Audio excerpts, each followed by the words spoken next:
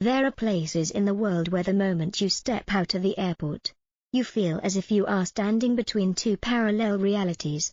On one side are newly built towers, bright lights, and advertisements promising growth, technology, and the future, but turn into a narrower alley, and the other world appears immediately. There, every idea of order, safety, and opportunity that Americans often take for granted suddenly feels shockingly fragile. India is one such place, not because it is strange, but because its contradictions exist side by side, almost touching. In the same city, you can meet people who work relentlessly their entire lives just to maintain a cycle they never chose. And in that very place, you will also see communities that voluntarily keep every street and every drop of water clean, as if the honor of an entire generation depends on something so small. It is a country that both overwhelms outsiders and forces them to ask a deeply personal question: if you had been born here, would you have lived any differently? In the United States, we are used to the idea that personal effort can open new doors, that if you try long enough, the system will eventually offer you a way out. But there are places where the system is not designed for you to escape. It is designed for you to stay in your role, repeat the life of the generation before you, and call that order. When you hear the numbers and the stories, your first reaction may be shock or disbelief, but the most frightening part is not the extremity of the conditions. It is the fact that all of this continues to function normally, day after day, and yet, in that same place, people find very unusual ways to release pressure. There are festivals, competitions, and traditions that sound almost like jokes at first. Outsiders laugh, shake their heads, and record videos. But behind those laughs lies a far more serious question: when life is compressed for too long, how does society find a way to release the pressure?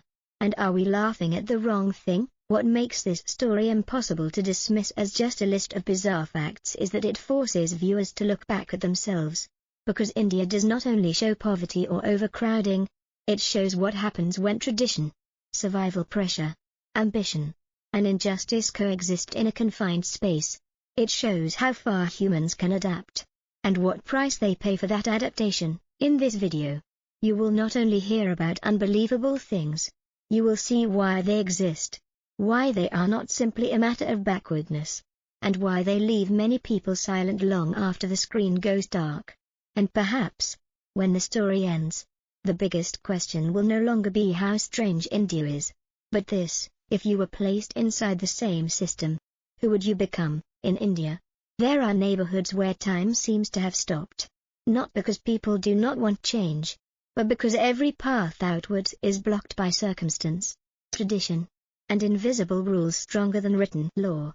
In those narrow alleys, many girls grow up with a reality that was decided long before they were old enough to understand what choice even means.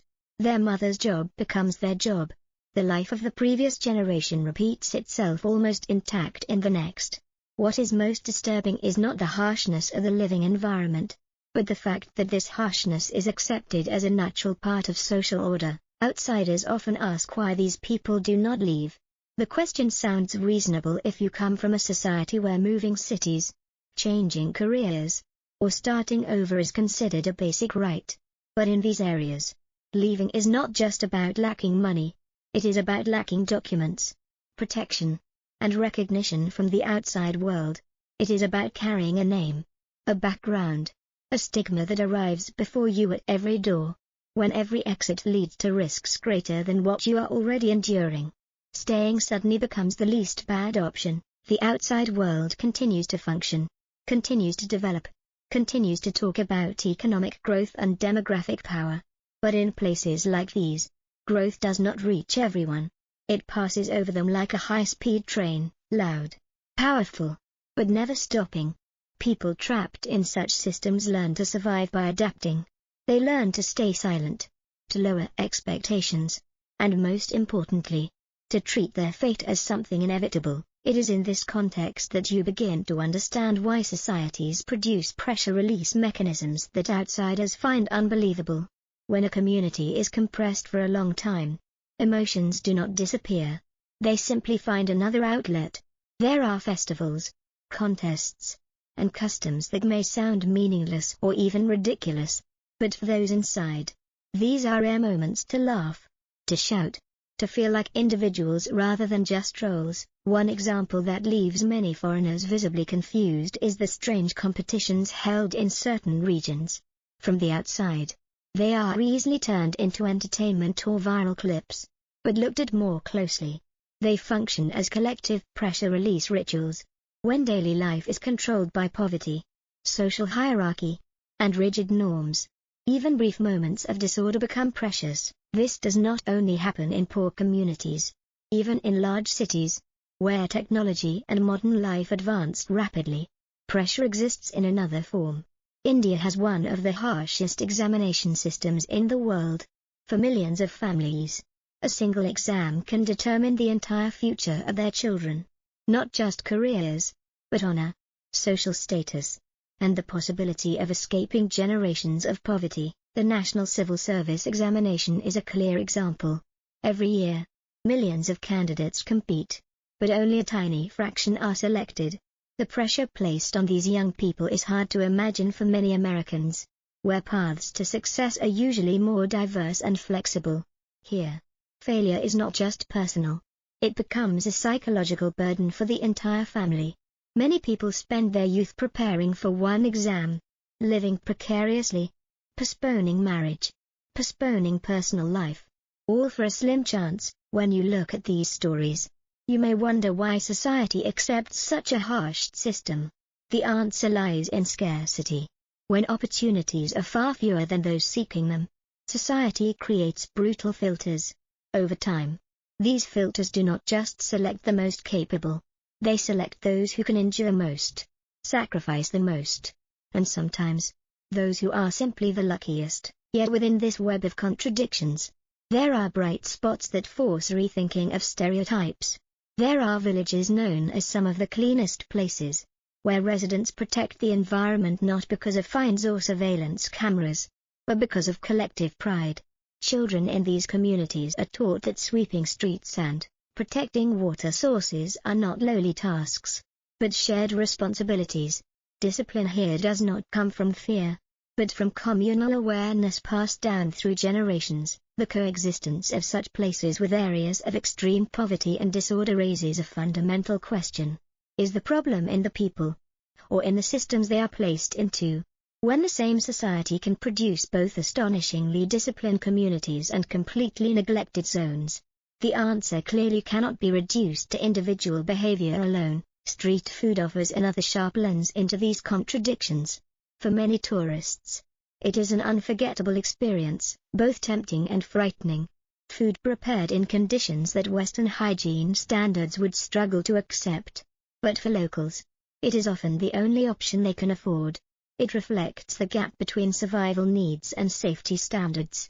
When the choice is simply to eat or not to eat, many standards become luxuries. These images are often edited and shared online as proof of chaos or backwardness. But rarely do people ask the opposite question: if we lived under the same conditions, would we behave differently? This is where the story of India becomes uncomfortable, because it does not allow viewers to judge safely from the outside. It forces confrontation with the idea that human behavior is deeply shaped by surrounding social structures. During traditional festivals, you see a strange mix of joy, faith, and controversy. Some rituals make outsiders uncomfortable or even repulsed, but for the communities practicing them, these traditions preserve identity in a rapidly changing society. Tradition becomes an anchor when everything else changes too fast. Yet tradition also has a dark side. When old rituals collide with modern ideas of human rights, conflict is unavoidable. This is where India becomes a massive social laboratory, where ancient values and modern principles constantly clash, compromise, and sometimes harm one another. This part of the story does not aim to condemn or idealize. It shows a complex reality with no simple answers. India is not just a collection of strange spectacles. It is a magnified mirror, reflecting what can happen when a large population, scarce opportunity, strong tradition, and uneven modernization collide. For an American audience, what makes these stories thought-provoking is not surface-level difference, but the underlying questions. What happens when social mobility stops working smoothly? What happens when systems force people into exhausting competition? And more importantly, are similar pressures forming in places we still consider stable? In many parts of India, birth still carries enormous weight. It not only determines where you are born, but quietly shapes how you are treated, what is expected of you, and how far you are allowed to dream. On paper, modern society has tried to erase old boundaries, but in daily life, invisible layers persist. They appear in schools, workplaces, and even personal relationships. This is especially clear in education. For many families, education is not just advancement, it is the only ticket out of a predetermined fate.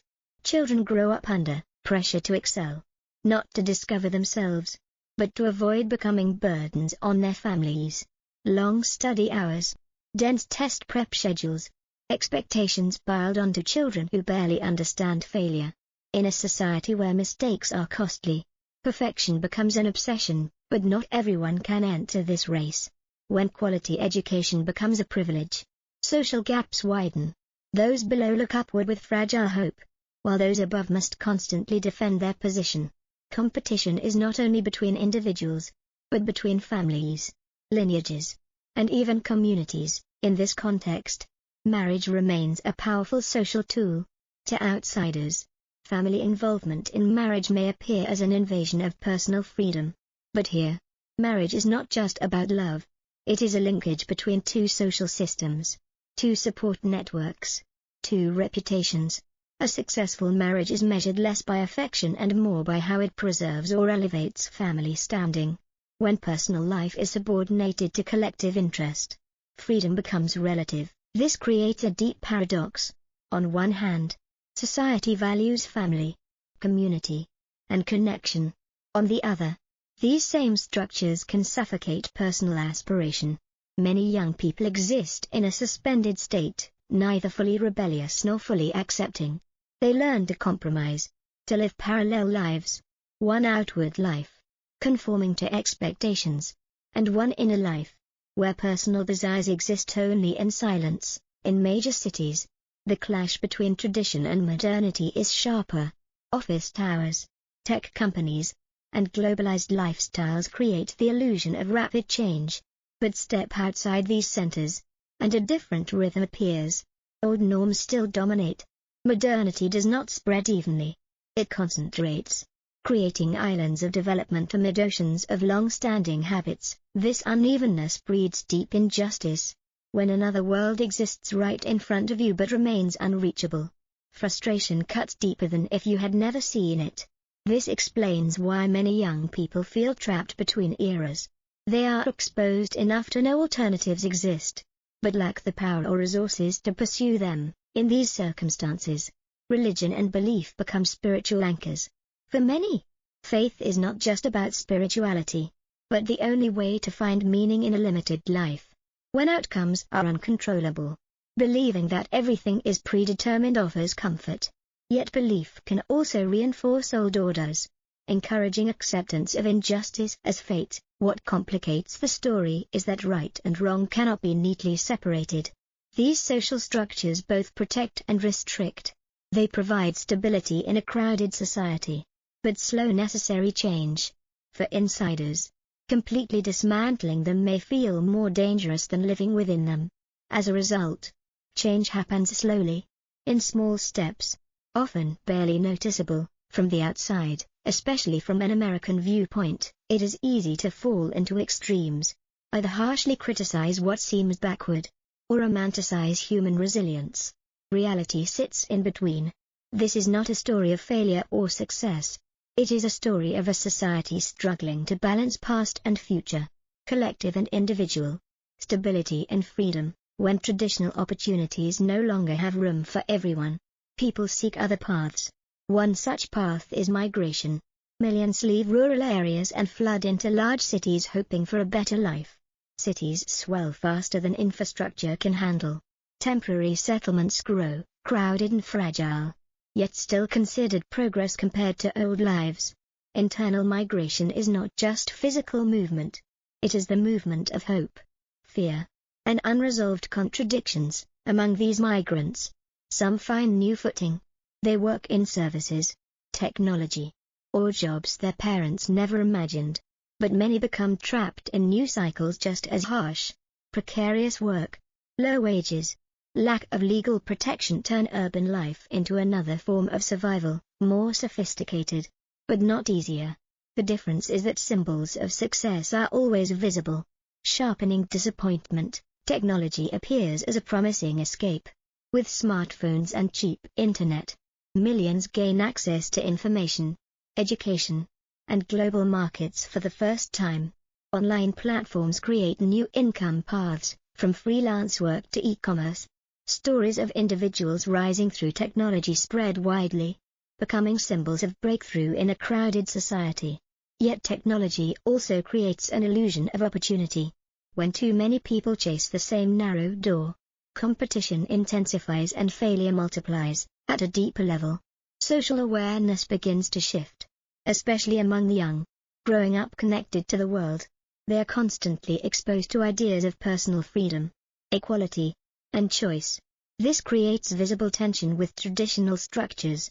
Debates over gender roles, marriage, and the right to live differently move beyond families into social media, schools, and sometimes public confrontation. Women are among the groups most affected by this fracture. On one hand, they are encouraged to study, work, and contribute economically. On the other, they still face old expectations of domestic roles and personal sacrifice. Many are stretched between two conflicting images, the modern independent woman and the daughter or wife bound by tradition. When both cannot be fulfilled, psychological pressure becomes an invisible but persistent burden. This fracture also appears in collective reactions. When injustice accumulates, it finds release through protests, social movements, or waves of online outrage. Not all of these lead to positive change. Some fade quickly, fracture internally, or are exploited. But their emergence signals something important. Silence is no longer the only option. Even without clear outcomes, collective action becomes a way for people to assert that they exist and are not entirely resigned. At the same time, traditional institutions and government face pressure to adapt. Small reforms are introduced, often enough to ease tension, but rarely touching root causes. Change becomes reactive, patchwork, crisis-driven rather than structural. This creates a sense of suspension. Society is not fully stuck, but not clearly moving forward either. The environment is another arena where fractures are hard to hide. Rapid urbanization and industrialization push resources to their limits. Air, water, and soil pollution directly affect millions, especially the poorest. Those least responsible suffer the most. This deepens injustice and erodes trust in the system's ability to protect. What stands out is that despite all this, society does not collapse. It bends, adapts, and keeps functioning. This resilience is both admirable and concerning. Admirable because of humanity's capacity to endure and adjust. Concerning because when endurance becomes the norm, what was once unacceptable slowly becomes normalized. For an American audience, this part of the story triggers uncomfortable parallels. Many pressures described are no longer distant: rising competition, increasing living costs, the feeling that effort no longer guarantees outcomes, and growing polarization. India, in this sense, is not a strange exception, but an amplified image of global trends.